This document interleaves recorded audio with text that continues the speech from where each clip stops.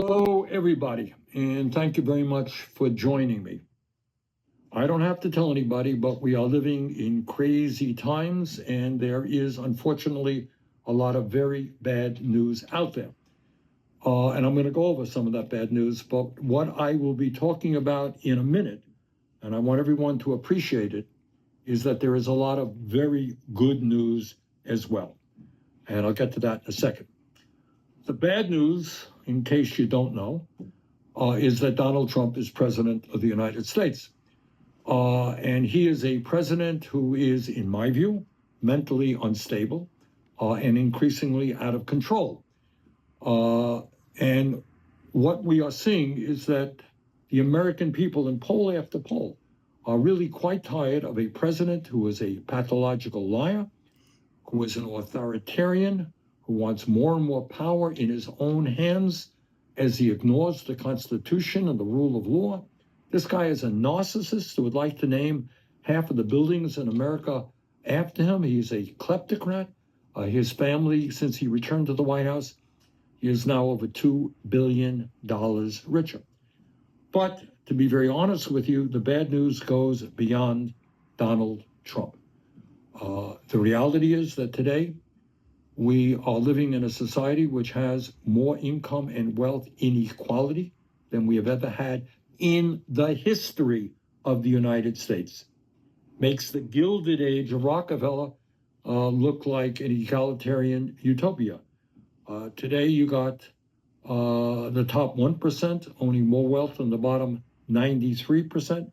And one man, Mr. Musk, our good friend, owns more wealth than the bottom half of the households in America. Meanwhile, while the very rich get richer, 60% of our people live paycheck to paycheck. We have the highest rate of childhood poverty of any major country on earth, and 1 out of 3 senior citizens is struggling economically.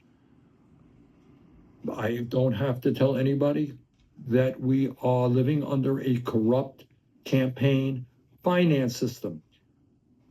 Right now, you have billionaire-funded super PACs spending all kinds of money on elections, trying to elect candidates who represent the wealthy and powerful, defeat candidates who represent the working families of this country. We have a healthcare system, in case you hadn't noticed, which is broken, it is dysfunctional, it is wildly expensive. By far the most expensive healthcare system in the world. We are dealing right now with climate change. All that the scientists predicted for years happening right now. We're seeing uncontrolled forest fires, not only in the United States, Canada, around the world. We're seeing extreme weather disturbances. We're seeing drought. We're seeing flooding. We're seeing the reality that the last 11 years have been the warmest 11 years on record. See that climate change. And then guess what? You got artificial intelligence, AI, which is a real threat to us in many, many ways if we don't get our hands on it in an appropriate way and control it. And then I don't have to tell anybody that we're in the midst of this terrible war in Iran. Thousands of people have been killed. So that is the bad news, and it is pretty bad. But here is the good news. And the good news is that the American people across the country, whether they're progressives, moderates, conservatives, they're beginning to catch on that the economy is rigged and that the campaign finance system is corrupt. And what we are seeing is that the winds of political revolution are blowing strong from California to New York and a lot of communities in between.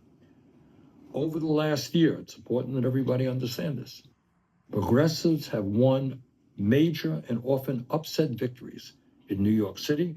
It's where Zohran Mamdani is mayor. Members of Congress from New York City also been elected. We've won victories in Arizona, mayor's office in Washington, D.C., mayor's office in Seattle, Washington, congressional seats in New Jersey, Ohio, Pennsylvania, Montana, Colorado, California, Wisconsin. We won Senate primaries in Michigan and Minnesota. And unbelievably, just last week, Angie Nixon, won an incredible victory in Florida, taking on the entire Democratic establishment, being outspent 16-1. And she won by a 12-point majority. So what we are seeing is people are tired of status quo politics. They no longer trust the establishment. They're tired of status quo policies that they understand are working for the rich and the powerful, not for working families. And progressives are winning elections for reasons that are not complicated. Unlike establishment candidates, progressives are actually talking about the real issues that working families are dealing with, and more importantly, they are providing real solutions, which is what Americans want. The American people are saying, yeah, we get it. Trump is a disaster. That's fine. You can criticize him all you want. That's not going to provide health care to me. It's not going to raise my wages. What do you have to offer? And progressives are stepping up to the plate and providing real solutions. I mean, in terms of income and wealth inequality, what progressives are saying, when the people on top, the billionaire class, has never, ever had it so good, we need to impose a wealth tax on billionaires that will raise enormous amounts of revenue that can improve life for working families throughout this country. Progressives are saying that we need to raise the minimum wage to a living wage, at least $20 an hour, that we need to make it easier for workers to join unions so they can negotiate decent wages and benefits and working conditions. Progressives are saying that the current campaign finance system is broken and corrupt. And yeah, of course, we got to get rid of Citizens United. Everyone says that. But what progressives are saying, we need to get super PACs out of Democratic primaries. Billionaires and their super PACs should not be able to buy primary victories. So progressives are talking about that, and people are catching on, which is why, despite the fact that people like Angie Nixon outspent 16-1, she won the election. Progressives also understand that the current healthcare system is broken and that we need a new system, and that we have to understand, like every other major country on earth, that healthcare is a human right. And we cannot continue to be the only major country not to guarantee healthcare to all people. And almost without exception, every progressive candidate is fighting for a Medicare for all single-payer system, which will guarantee healthcare to all. We will expand Medicare to cover hearing, dental, and vision. So addressing the healthcare crisis is something that progressives are talking about in a very significant way. Progressives understand that climate change is a threat not only to America, but to the entire planet, and that we need to take on the fossil fuel industry and all their billions of dollars in their campaign contributions, transform our energy system away from fossil fuel to energy efficiency and sustainable energy, and that when we do that, we can create millions of good-paying union jobs. And progressives also understand that AI and robotics, developed and pushed by the wealthiest people on earth, that these are the most transformational technologies in the history of humanity. Are going to impact every man, woman, and child in our country. And if we don't aggressively intervene, these technologies will likely lead to the loss of many millions of jobs. They will eviscerate our privacy rights, undermine our democracy, and negatively impact the health and well-being of our kids. And by the way, if AI ever becomes independent of human control, and we have in the last month seen examples of that, it could threaten the very existence and well-being of humanity. And last but not least, progressives understand that our current foreign policy is a disaster. They understand, going back to Vietnam, that war was based on a lie. The war in Iraq, based on a lie. The war in Iran that Trump launched with Netanyahu, based on a lie. and that we have got to transform our foreign policy away from these endless wars. And what progressives are almost totally united on is that we cannot continue to spend tens of billions of dollars funding the extremist Netanyahu government in Israel. So the bottom line here is that we are in a really interesting and enormously important moment in modern American history.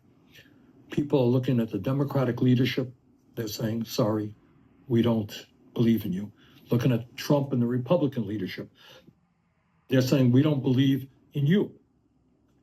People are looking for change. They're looking for common sense. They're trying to understand what's going on in this country and the solutions to the problems that we face. And that's why progressives are doing so well. And progressive candidates are doing well, not just because of their abilities, they're doing well because of you. All over this country, we have seen an unprecedented involvement in political campaigns. They got the money, we got the people. People are volunteering in a way that we have never seen before. We got an election coming up in a couple of months, certainly the most important election in midterm election in maybe forever. It's imperative that Democrats gain control over the House and the Senate. We put a check on Trump's disastrous policies, but that's not good enough. We've got to elect strong progressives, so we're going to stand up and make the fight for the working families of this country and the fight to take on the oligarchs and create a government and an economy that work for all. So we got an enormous amount of work to do in the next couple of months, and we have got to do it. Despair is not an option. Hiding under the pillows is not an option. We've got to stand up. We've got to fight back. And the good news is we are winning. We got a good trajectory. Let's keep it going. And I look forward to working with all of you to make those victories happen. Thanks very much.